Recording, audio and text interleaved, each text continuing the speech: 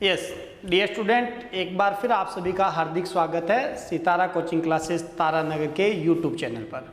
और हम पढ़ने जा रहे हैं राजस्थान ज्योग्राफी में भौतिक विभाजन का लास्ट अंतिम पार्ट, हाड़ौती या दक्षिणी पूर्वी पठार। इससे पहले आप पढ़ चुके हो राजस्थान के भौतिक विभाजन के अंतर्गत थार मरुस्थल, अरावली पर्वतमाला, पूर्वी मैदान या जुलोट मैदान और अंतिम हमारा ये पठार। अब बिल्कुल सी सिंपल बातों से इसको हम स्टार्ट करेंगे, उसके बाद इसको हम कंटिन्यू पढ़ेंगे। हाड़ौती पठार की अगर हम विशेषताएं देखेंगे तो उन विशेषताओं में आप जब स्टार्ट में देखोगे तो नंबर 1, ये राजस्थान के कुल क्षेत्रफल के और लगभग देखा जाए तो ये 7% हिस्से पर विस्तृत है। दूसरी अगर बात देखें यहाँ क्षेत्रफल के अनुपात में और जनसंख्या की अगर हम बात देखें तो यहाँ 7% क्षेत्रफल पर और जनसंख्या है तो वो आप देखोगे तो लगभग 11%।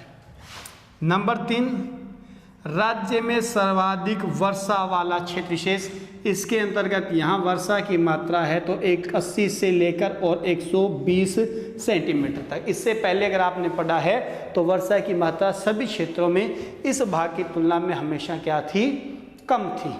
तो यानी इस क्षेत्र विशेष की मूल रूप से ये विशेषताएं। फिर इसी के अंतर्गत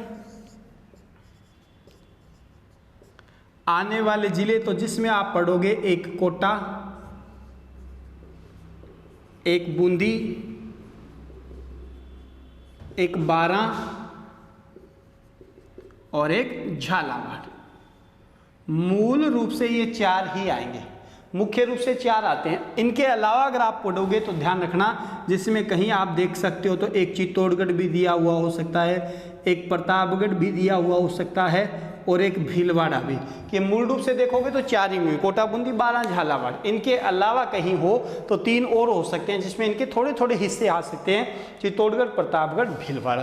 तो राज्य के अंतर्गत हाड़ौती दक्षिणी पूर्वी पठारी भाग, क्षेत्रफल लगभग 7%, जनसंख्या लगभग 11%, वर्षा की मात्रा 80 से 120 सेंटीमीटर। मुख्य रूप से आने वाले इसके अंतर्गत जिले तो 4 और 4 के अलावा 3, तो जिसमें चित्तौड़गढ़, प्रतापगढ़, भीलवाड़ा आ सकते हैं।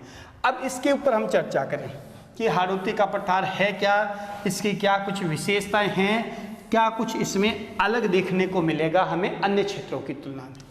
तो ये हाड़ौती का पठार है, जैसा ये नाम है हाड़ौती, तो यहाँ ये कहा जाता है हाड़ा वंश के शासन के कारण, हाड़ा वंश के और शासन के कारण ही इसे कहा जाता है। तो ये कहलाता है हाड़ौती। कि राज्य के अंतर्गत ये वो क्षेत्र विशेष जिसमें हाड़ा वंश एक शासनकाल, इस शासनकाल की वजह से इस क्षेत्र को हम कहते हैं, तो ये कहलाता है हाड़ौती। दूसरा, इसे हाड़ौती की विशेषता तो यहाँ मिलती है काली मिट्टी। इसी काली मिट्टी को ही कहा जाता है कपाशी मर्दा, या इसे ही आप कहते हो रेगर या रेगूर मर्दा।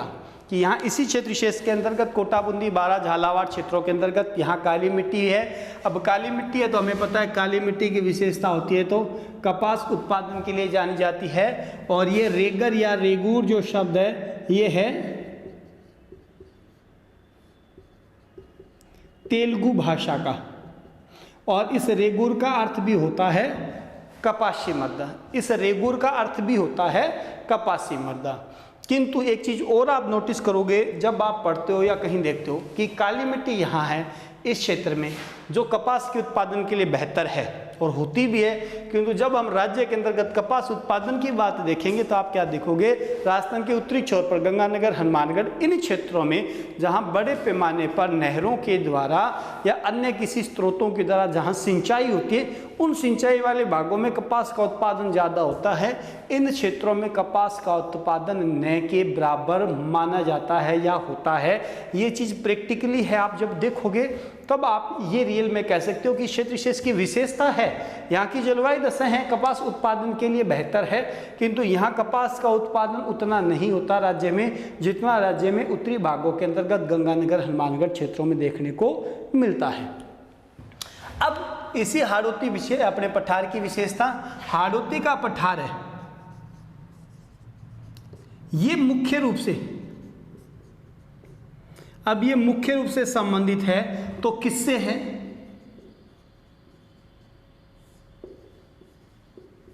मालवा पठार से। कि राज्य के अंतर्गत अगर हम हाड़ौती के पठार की विशेषता देखेंगे तो ये हाड़ौती का पठार है, ये संबंधित है तो किससे है? मालवा के पठार का ही एक भाग है। और मालवा का पठार है तो कहाँ है? एमपी में। और ये मालवा का पठार है ये हिस्सा है तो किसका है?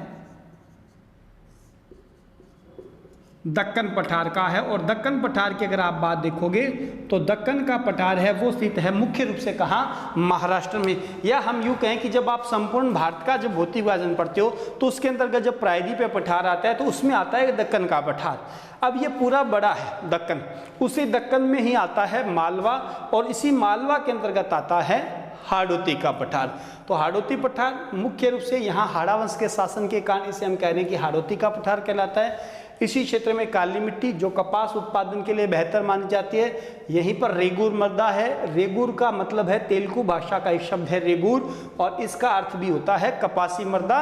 और ये जो राज्य में हाड़ौती का पठार है वो संबंधित है तो मालवा पठार से। और आपको ध्यान रखना है मालवा का पठार मुख्य रूप से स्थित है तो कहाँ है? एमपी में। और ये मालवा का पठार भी अगर हिस्सा है तो वो किसका हिस्सा है? दक्कन के पठार का एक भाग है, हिस्सा है। ये इतना सा इसका वर्गीकरण। अब देखते हैं इसी हाड़ौती पठार को अगर हम करें अलग अलग भागों के अंतर्गत वर्गीकरण करके देखते हैं, इसमें हमें क्या देखने को मिलेगा कि यहाँ पर जो ये हाड़ौती का पठार है, इस हाड़ौती पठार को अगर हम वर्गीकृत करेंगे तो यहाँ हम क्या कुछ देखेंगे वो देखिए। इस हाड़ौती पठार को हम क्या करेंगे? दो भागों के अंतर्गत विभाजित करते हैं। यह हाड़ौती का जो पठार है, इस हाड़ौती पठार का हम वर्गीकरण करते हैं, इसको दो अलग अलग टुकड़ों में पढ़ते हैं। तो एक नंबर पर आता है विंध्यन कगार क्षेत्र, यानी विंध्याचल पर्वतमाला के सहारे का जो भाग है, विंध्यन कगार क्षेत्र। एक आता है दक्कन ट्रेप, या इसको हम कह सकते हैं दक्कन का पठार। कि राजस्थान में हाड़ौती का पठार है, इस हाड़ौती पठार को हम क्या करें? दो अलग अलग टुकड़ों में बांट रहे हैं। एक हम कह रहे हैं कि विंध्यन कगार क्षेत्र है, एक है दक्कन ट्रेप। अब इनकी विशेषता क्या है? विंध्यन जो कगार क्षेत्र है इसमें आप क्या देखोगे? इसमें एक तो आप पढ़ोगे कोटा, एक पढ़ोगे इसमें बूंदी, और एक पढ़ोगे इसके अंतर्गत आप बारां। कि अगर इस हाड़ौती पठार को हम दो अलग अलग टुकड़ों में बांटेंगे तो जिसमें हमने कहा कि विंध्यन कगार क्षेत्र है उसमें मुख्य रूप से कोटा, बूंदी और बारां केवल 3 ही जिले आएंगे। और जब दक्कन ट्रेप की बात आएगी तो इसके अंतर्गत मुख्य रूप से हमारे पास जो जिला आएगा वो होगा झालावाड़। पहले हमने पढ़ा था चारों एक साथ थे, पहले हाड़ौती पठार में चारों एक साथ थे। यहाँ अगर हमसे पूछा जाता है कि दक्कन ट्रेप पे मुख्य रूप से आने वाले जिले, तो यहाँ केवल एक ही आएगा, झालावाड़। विंध्यन कगार क्षेत्र में आने वाले जिले तो यहाँ 3 होंगे, कोटा, बूंदी, बारां। झालावाड़ इसके अंतर्गत नहीं होगा।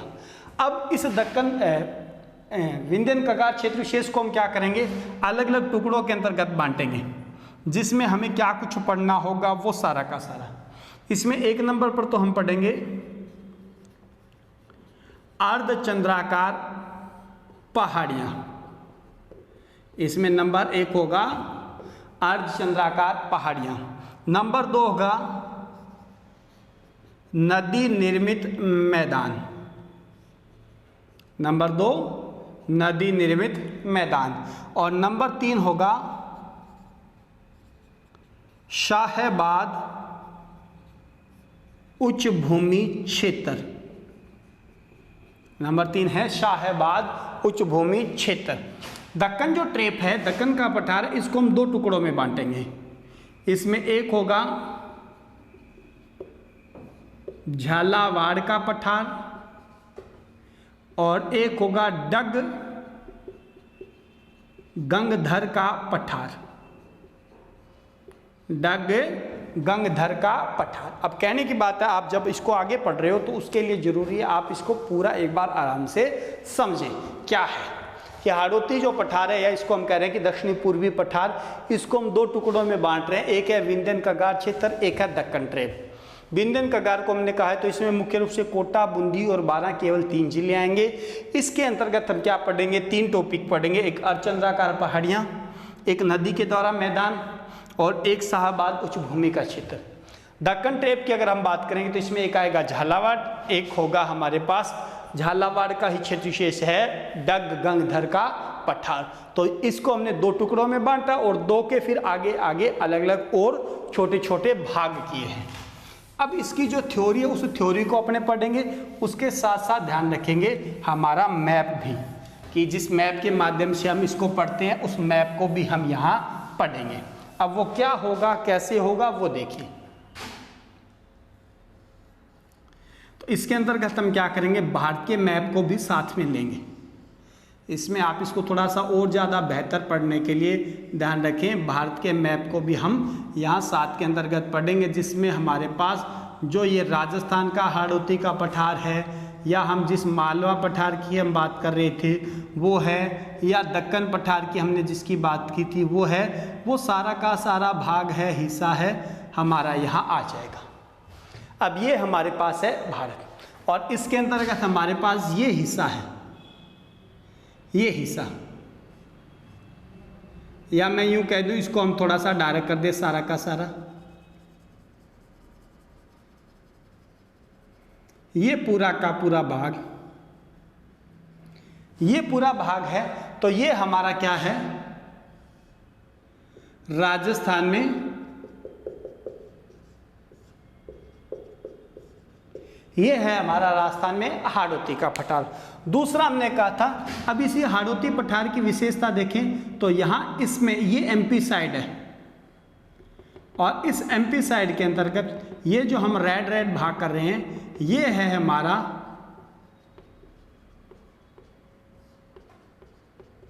मालवा पठार। और मालवा पठार की हमने बात की है तो मालवा का पठार है हमारा एमपी में। उसके बाद हमने कहा था तो यहाँ इसके नीचे है हमारे पास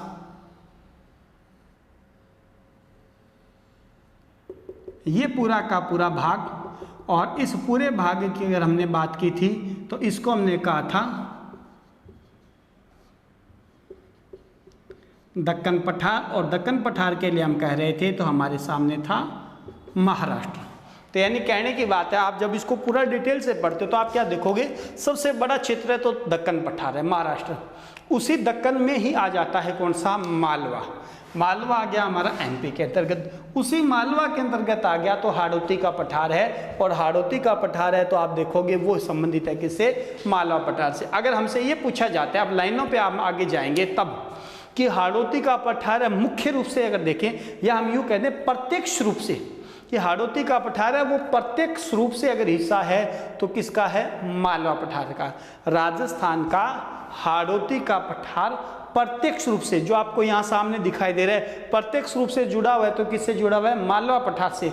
और अप्रत्यक्ष रूप से जुड़ा हुआ है तो हाड़ौती का पठार, अप्रत्यक्ष रूप से जुड़ा हुआ है तो किससे जुड़ा हुआ है, दक्कन के पठार से जुड़ा हुआ है। तो ये तो है हमारा मैप। अब जो हमने यहाँ थ्योरी जो स्टार्ट की थी उस थ्योरी को हम पढ़ते हैं। उस थ्योरी में हमने नंबर 1 क्या पढ़ा था, विंध्यन क्षेत्र के हाड़ौती पठार को जहां हमने 2 भागों में बांटा था, उसमें नंबर 1 था हमारा विंध्यन क्षेत्र, और उस विंध्यन क्षेत्र के अंतर्गत हमने नंबर 1 कहा था अर्धचंद्राकार पहाड़ियां। कि विंध्यन क्षेत्र है तो उस विंध्यन क्षेत्र में नंबर 1 था तो वो था अर्धचंद्राकार पहाड़ियां, और उन अर्धचंद्राकार पहाड़ियों में आने वाली जो भी पहाड़ियां जो इस हाड़ौती क्षेत्र में आएंगी उन पर हम अब चर्चा करने जा रहे हैं। जिसमें एक आती है मुकुंदरा, या आप कहीं देखोगे तो इसमें लिखेगा मुकुंदवाड़ा, मुकुंदरा या मुकुंदवाड़ा की पहाड़ियां। कि राजस्थान के हाड़ौती पठार का एक भाग जिसको हमने कहा विंध्यन क्षेत्र, उसी विंध्यन क्षेत्र के अंतर्गत नंबर 1 है अर्धचंद्राकार पहाड़ियाँ या हम कह दें पहाड़ी क्षेत्र। उन पहाड़ियों में नंबर 1 आती है हमारे पास मुकुंदरा या मुकुंदवाड़ा की पहाड़ियाँ। मुकुंदरा या मुकुंदवाड़ा की पहाड़ियाँ है तो ध्यान रखना, ये आप देखोगे तो कोटा मूल रूप से, और कुछ भाग इसका मिलेगा झालावाड़, यानी मुख्य रूप से कोटा में है किंतु इसका थोड़ा सा भाग हिस्सा भी है तो झालावाड़ में भी है। और यहाँ इसमें है एक चोटी, यहाँ एक चोटी है सर्वोच्च चोटी जिसको कहा जाता है चंदवाड़ी, चंदवाड़ी, और ये है लगभग 517 मीटर। और ध्यान रखना है कहाँ, कोटा में। अब हमारा क्वेश्चन है ये कि राज्य के अंतर्गत राजस्थान में हाड़ौती पठार में विंध्यन क्षेत्र में अर्धचंद्राकार पहाड़ियों में मुकुंदरा या मुकुंदवाड़ा की पहाड़ियाँ आती है। ये मुकुंदरा या मुकुंदवाड़ा की पहाड़ियाँ मूल रूप से है तो कोटा और झालावाड़ जिलों में है। इन्हीं मुकुंदरा या मुकुंदवाड़ा की पहाड़ियों में एक चोटी है जिसको कहा जाता है चंदवाड़ी, जिसकी ऊंचाई है लगभग 517 मीटर। है कहाँ, कोटा में है। इसको आप इस मुकुंदरा की सबसे ऊंची चोटी कह सकते हो, इसको आप इस हाड़ौती पठार की भी क्या कह सकते हो, सबसे ऊंची चोटी कह सकते हो। कि हाड़ौती पठार में भी सबसे अगर ऊंची चोटी की बात की जाए तो ध्यान रखना ये चंदवाड़ी आती है। और चंदवाड़ी है कहाँ, तो बार बार कह रहे हैं कहाँ पर है, कोटा के अंतर्गत। नंबर 2 बूंदी की पहाड़ियाँ। नंबर 2 बूंदी की पहाड़ियाँ, तो जिला आ जाएगा सीधा सा बूंदी, कि बूंदी है तो बूंदी में आएगा। यहाँ पर आएगी एक चोटी, एक चोटी आएगी जिसे कहा जाता है सतूर, जिसे हम कहेंगे सतूर। और इस सतूर की ऊंचाई है तो लगभग 353 मीटर। चंदवाड़ी की थी 517, सतूर है तो है मूल रूप से बूंदी की पहाड़ियों में। और बूंदी की पहाड़ियों की अगर हमने बात की थी तो बूंदी की पहाड़ियाँ हमने कहा है बूंदी के अंतर्गत है। और इस सतूर चोटी की ऊंचाई है तो वो है हमारी 353 मीटर। फिर नेक्स्ट अगर देखें तो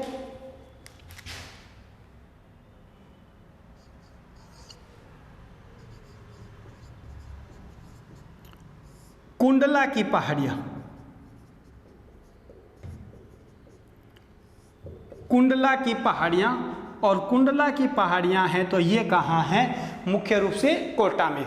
कि कुंडला है तो कुंडला की पहाड़ियाँ हैं कोटा में। और यहाँ इनकी विशेषता है, ये क्या है, कुंडल के आकार की, यानी एक प्रकार से हम कहें तो कान का एक आभूषण है, तो उस आभूषण के समान इसकी जो आकृति है, उस आकृति उसकी वजह से हम कहें कि इनकी आकृति है तो वो है कुछ कुंडल के समान। तो यहाँ अर्धचंद्राकार पहाड़ियों में एक बार इतना, अभी हम आगे और पढ़ रहे हैं मुकुंदरा मुकुंदवाड़ा की पहाड़ियाँ मूल रूप से कोटा और झालावाड़ में। इसमें आने वाली एक चोटी है जिसको हम कहें हाड़ौती पठार की सबसे ऊंची चोटी है, तो चंदवाड़ी 517 मीटर मूल रूप से है तो कोटा जिले में।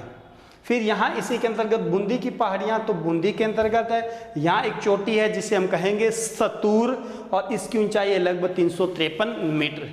फिर आती है कुंडला की पहाड़ियाँ, और कुंडला की पहाड़ियाँ कोटा के अंतर्गत हैं। और जैसा नाम है वैसे इसकी विशेषता है, इनकी आकृति है कुंडल के समान।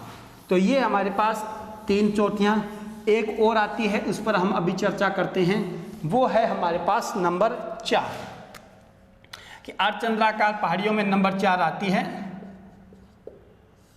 रामगढ़ की पहाड़ियाँ।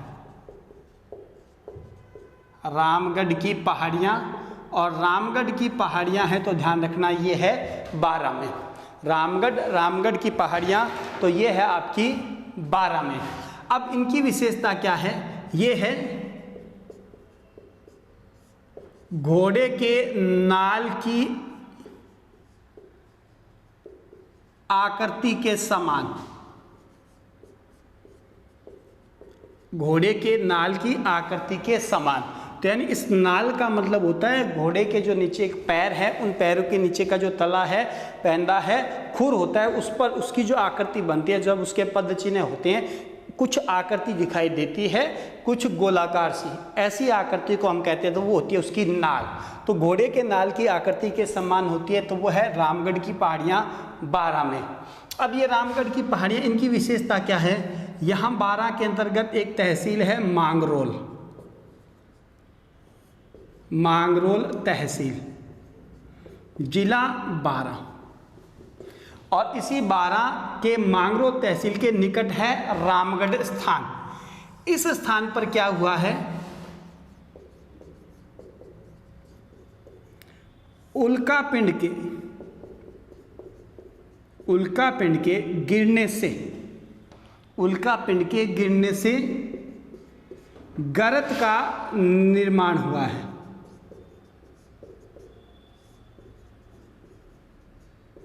उल्कापिंड के गिरने से गर्त का निर्माण हुआ। अब आप थ्योरी की बात करोगे तो उल्कापिंड का मतलब क्या होता है? जब आप कभी रात्रि के अंतर्गत आसमान की ओर देखते हो तो आपको कहीं टूटता हुआ तारा नजर आता है, टूटता हुआ एक तारा सा नजर आता है, थोड़ी सी देर के लिए, कुछ सेकंड के लिए आपको दिखाई देता है, उसके बाद वो लुप्त हो जाता है। अब वो क्या होते हैं कि कोई भी एक तारा होता है, जब वो पृथ्वी के गुरुत्वाकर्षण क्षेत्र में आ जाता है तो वो पृथ्वी की ओर बढ़ता है, और जैसे वो पृथ्वी की ओर बढ़ेगा तो तेज गति है, उस वजह से वो धरातल की ओर आकर्षित होगा, गुरुत्वाकर्षण की वजह से पृथ्वी उसको अपनी ओर आकर्षित करेगी। अब उसकी तेज गति की वजह से क्या हो जाएगा? वो ज्वलनशील हो जाएगा, जलने लग जाएगा, और जैसे जैसे वो तेज गति से धरातल की ओर आएगा, जलेगा, उस वजह से हमें वो टूटे हुए तारे के रूप में दिखाई देता है। उसमें होता क्या है? ज़्यादातर तो जो तारे हैं वो वायुमंडल में धरातल से नीचे पहुंचने से पहले वायुमंडल में ही समाप्त हो जाते हैं धूल राख के रूप में।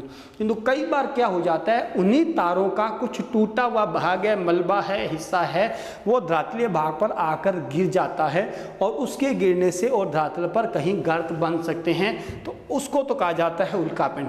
अब जो गर्त बन गए, जो गड्ढे बन गए, उन गड्ढों की वजह से क्या हो सकता है? अब वो बड़े आकार का गड्ढा हो गया। यहाँ जो रामगढ़ के अंतर्गत जो गर्त बना है, रामगढ़ में जो गर्त बना है, उस गर्त का जो व्यास है वो व्यास है लगभग 3.5 किलोमीटर। कि रामगढ़ के अंतर्गत उल्कापिंड के गिरने से एक विशाल आकार का एक गड्ढा बन गया। इस गड्ढे का जो व्यास है वो व्यास है लगभग 3.5 किलोमीटर। अब यहाँ गर्त बन गया, बरसात होगी, वर्षा का पानी इसमें जमा हो जाएगा, तो यहाँ क्या बन जाएगी? इस रामगढ़ क्षेत्र के अंतर्गत क्या बनी हुई है? एक झील भी बनी हुई है यहाँ इसी गर्त के अंतर्गत, और वर्षा के जल के जमा होने से और एक झील बन गई है, तो वो हमारी एक झील होती है। अब इसकी विशेषता क्या है? इसी रामगढ़ के इसी गर्त के निकट भांड देवा, यहाँ इसी रामगढ़ गर्त के निकट और एक भांड देवा का मंदिर भी स्थित है। अब लोग हैं, उनकी आस्था है, अब वहाँ पर एक मंदिर बना हुआ है, और ध्यान रखना ये मंदिर है तो ये समर्पित है किसको?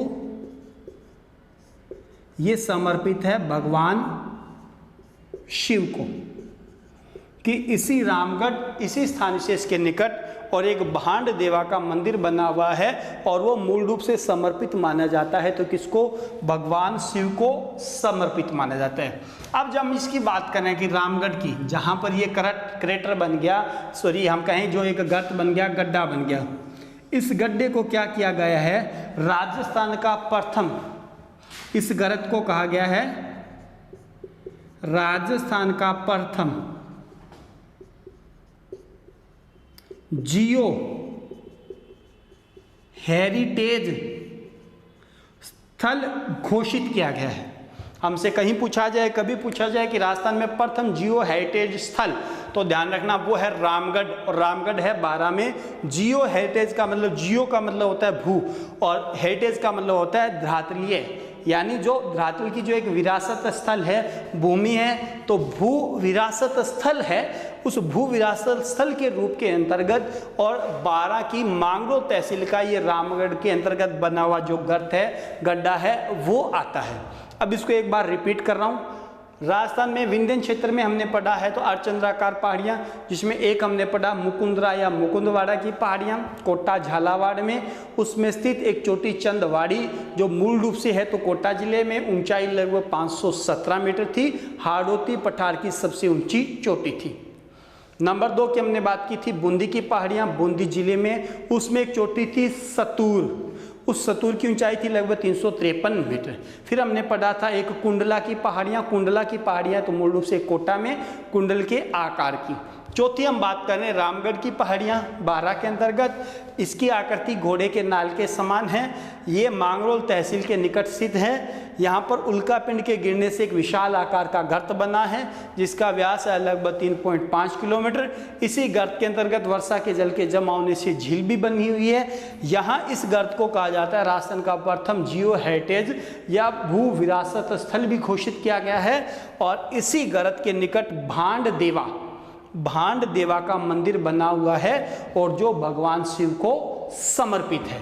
तो ये है हमारा विंध्यन कगार क्षेत्र के अंतर्गत 1 नंबर पॉइंट, जिसमें हम कह रहे हैं अर्धचंद्राकार पहाड़ियाँ जो आती है इस हाड़ौती क्षेत्र में, जिसमें आप 4 अलग अलग पढ़ रहे हो। अब इसमें हमने जो नंबर 2 पढ़ा था वो नंबर 2 था हमारा नदी निर्मित मैदान कि पठार जरूर है, किंतु इसी पठारी भाग के अंतर्गत बीच के अंतर्गत क्या है, कुछ अपवाद तंत्र है। अब इसमें थ्योरी ज़्यादा नहीं है। इसके अंतर्गत क्या है, नदी निर्मित मैदान की बात है तो यहाँ इस क्षेत्र विशेष में बहने वाली मुख्य रूप से नदी आप देखोगे तो आपके पास चंबल आएगी, किंतु यहाँ चंबल के साथ साथ जैसे आती है काली सिंध है, पार्वती है, परवन है, आहू है, यानी ये कुछ नदियां हैं जो इन क्षेत्रों में बहती है। मूल रूप से तो चंबल है ही, किंतु उसको हमने वहां मैदान में पढ़ा था। यहाँ चंबल की ही सहायक है तो ये काली सिंध, पार्वती, परवन और आहू, ये जो छोटी छोटी नदियां हैं, इन नदियों ने यहाँ इन भागों में क्या किया है, मैदानी भागों का निर्माण किया है। तो यहाँ नदी निर्मित मैदान की अगर बात आए तो ध्यान रखना, इसमें आप पढ़ोगे काली सिंध, पार्वती, परवन और आहू मुख्य रूप से इन नदियों को। तो ये था हमारा नंबर 2। नंबर 3 की हमने बात की थी शाहबाद उच्च भूमि क्षेत्र कि साहबाद उच्च भूमि क्षेत्र, और हमने स्टार्ट में कहा था ये साहबाद क्षेत्र विशेष आता है तो ये आता है 12 के अंतर्गत, और यानी 12 है जो हमें पता है राजस्थान के अंतर्गत कहीं ना कहीं और अति पिछड़े क्षेत्रों के अंतर्गत आता है। तो यहीं पर इसी शाहबाद क्षेत्र के अंतर्गत क्या है, सहरिया जनजाति है। तो इसी वजह से इस क्षेत्र को सहरिया जनजाति का क्या कहा जाता है, निवास क्षेत्र कहा जाता है। इसी शाहबाद उच्च भूमि क्षेत्र का मतलब है तो ये 12 जिले से है, और इसी शाहबाद उच्च भूमि क्षेत्र विशेष में सहरिया जनजाति है वो निवास करते हैं। मूल रूप से यहाँ पर इसका निवास है। तो ये थे हमारे 3 क्षेत्र विशेष, अर्धचंद्राकार पहाड़ियाँ, नदी निर्मित मैदान और शाहबाद उच्च भूमि का क्षेत्र। अब देखते हैं नंबर 2 जिसको हमने कहा था विंध्यन कगार भूमि का क्षेत्र, वो क्या होगा, कौन सा होगा। बिल्कुल सिंपल सा है, बिल्कुल छोटा सा है। नंबर 2 था हमारा तो वो था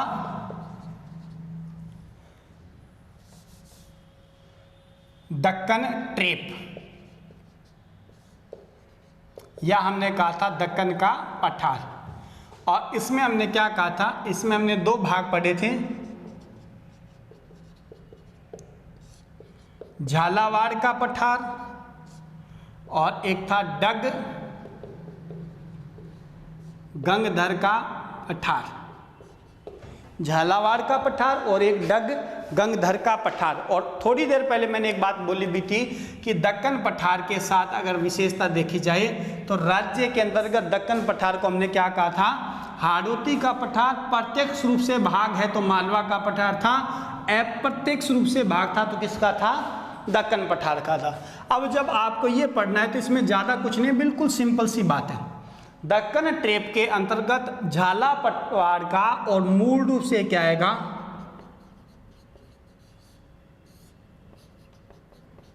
दक्षिणी भाग आएगा। कि दक्कन ट्रेप के अंतर्गत झालावाड़ का और मूल रूप से आएगा तो ध्यान रखना दक्षिणी भाग आएगा। और अगर हमसे ये कहा जाता है डग गंगधर के पठार की बात हो तो इसमें आएगा इसका दक्षिण पश्चिम भाग। दक्षिण पश्चिम भाग किसका, झालावाड़ का, कि दक्कन ट्रैप में झालावाड़ के पठारी भाग में झालावाड़ का मूल रूप से दक्षिणी भाग आएगा, जबकि डग गंगधर के पठार के अंतर्गत और झालावाड़ का दक्षिण और पश्चिमी भाग है, उस दक्षिणी और पश्चिमी भाग को मुख्य रूप से सम्मिलित किया जाता है। इसमें इतना ही आता है। अब इसके बाद एक शब्द और आता है, उस पर हम चर्चा करते हैं, वो क्या होगा, इसका कहाँ क्या संबंध है वो और देखिए। एक शब्द आता है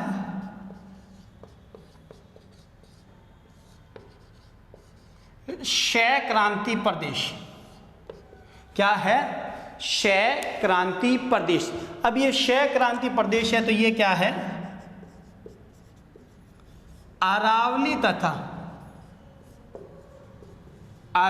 तथा विंध्याचल, अरावली तथा विंध्याचल पर्वत श्रेणियों के मध्य का भाग, या हम यूं कह दें, आप जब मैप में देखोगे तो आप ये कह सकते हो, जैसे राजस्थान के अंतर्गत यहाँ हमारे पास ये अरावली है, यहाँ अरावली है और यहाँ इस भाग पर है तो यहाँ पर है विंध्याचल, ये विंध्याचल है और ये हम कह रहे हैं तो ये है अरावली।